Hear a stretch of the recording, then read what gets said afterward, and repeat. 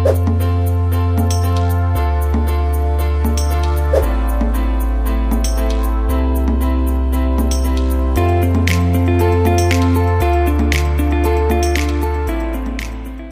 nggak ya produk yang nggak bisa dijual di marketplace? Apakah ada ya? Apakah ada teman-teman? Ya teman-teman, kalau sudah menduga, jawabannya adalah ada, yaitu produk yang tidak diupload. Ya, jadi kalau produknya nggak kita upload, itu kita nggak bisa jual di marketplace. Ya, jadi semuanya itu bisa kita jual asalkan teman-teman mau upload. Nah, kita akan langsung masuk ke dalam apa yang saya sebut dari fondasi, ya, fondasi daripada kita berjualan online. Nah, teman-teman yang berjualan online itu, fondasi ada 3, yaitu produk, konversi, dan traffic.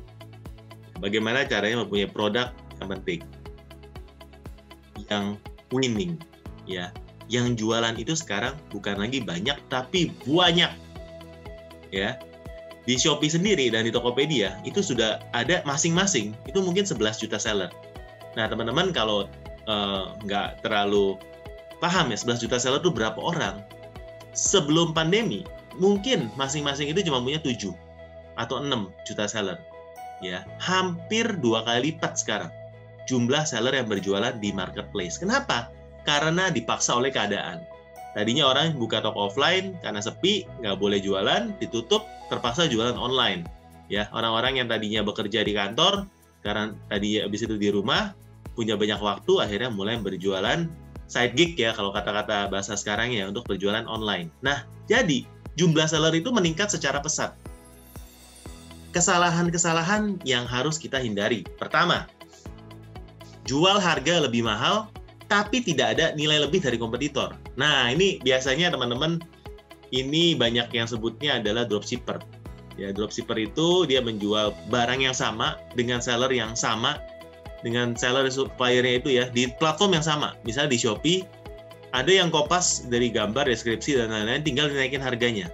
Ya, sama persis semuanya. Kalau ada orderan, dia akan ngorder ke si supplier untuk kirim. Nah, ini biasanya harganya lebih mahal, tapi nggak ada nilai lebih dari kompetitor. Jadi kita perlu riset dulu. Produk yang kita mau jual, itu sudah ada yang jual belum? Ya, banyak yang jual. Oke, banyak. Ya, kita cek lagi. Apa sih key success factor yang bisa kita kasih yang orang lain nggak punya, yang kompetitor kita nggak punya? Nah, kita harus cek. Ya, misalnya, ya, kita bisa kirim dari kota Surabaya, sedangkan kompetitor kita semuanya kirim dari Jakarta. Nah, itu KSF yang benar. Ya, kita mau jual lebih mahal, nggak masalah, karena orang perlu cepat, karena orang perlu ongkir yang lebih murah, karena orang perlu pakai Grab misalnya atau pakai GoSend. Jadi itu adalah keunggulan, jual lebih mahal tidak masalah, ya. Atau yang kedua, kita memang harga lebih mahal, tapi kita garansi 1 tahun, ya. Kalau rusak kita kirim baru tanpa ada tanpa diributkan lah ya. Jadi nggak masalah. Nah, itu juga keunggulan. Atau yang ketiga, kita kasih packing yang spesial. Packingnya apa? Kalau orang lain misalnya jual piring, mereka nggak pakai packing kayu dan harganya belum include pakai packing kayu. Kalau pecah, tanggung sendiri. Ya kan, banyak seller galak seperti itu ya.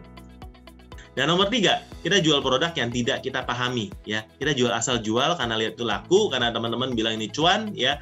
Karena kanan kiri pada jual barang itu, ya. Misalnya waktu lagi ada rame masker kain, kita semua jual masker kain ya, karena lagi laku ya. Atau kita misalnya jual, ada lagi batu akik, tiap hari ya demam, kita ikut jual ya karena laku. Tapi kita nggak pahami produknya. Dan kita nggak menjadi yang the best dari jual itu. Jadi ini berpotensi fatal, teman-teman.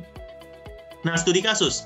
Produk masker kalau dilihat penjualannya itu banyak. Puluhan ribu review bahkan ya. Udah bukan cuma ini lagi. Dan ini merupakan produk yang bagus sebenarnya 2 tahun lalu. Tapi kalau kita jual sekarang, ini kompetisi dan harga sangat nggak bagus. Ya, kenapa? Karena saya kenal dengan banyak seller masker di Jakarta, ya. Atau di Surabaya, ya. Ini biasanya mereka udah nggak mengharapkan cuan dari produknya lagi. Nah, teman-teman, jadi end game-nya ada beda nih. Kalau kita sama-sama jualan barang yang sama nih, tapi end game-nya beda, ini akan sangat berbahaya. Karena mereka cuannya dari mana? Dari ekspedisi, cashback ekspedisi. Ya, jadi mereka memanfaatkan volume, dari impornya juga mereka volumenya gede, mereka bisa manfaatin cashback ekspedisi ya, yang bisa 10% sampai 20% ya, tergantung dari ekspedisi yang bekerja sama. Nah, kalau teman-teman nggak bisa punya strategi yang sama mainin cashback ekspedisi, teman-teman bakal boncos ya, bakal jualnya di bawah harga modal. Jadi ini banyak studi-studi kasus yang sebenarnya kita harus pahami nih, gimana sih cara masuknya, cara mainin barang ini gimana. Karena di marketplace itu banyak sekali yang memainkan trik seperti ini ya. Ini bisa dibilang ya salah satu trik untuk kita bisa jualnya harganya lebih murah atau bahkan di bawah harga modal tapi tetap untung. Ya walaupun ini sebenarnya nggak sehat ya.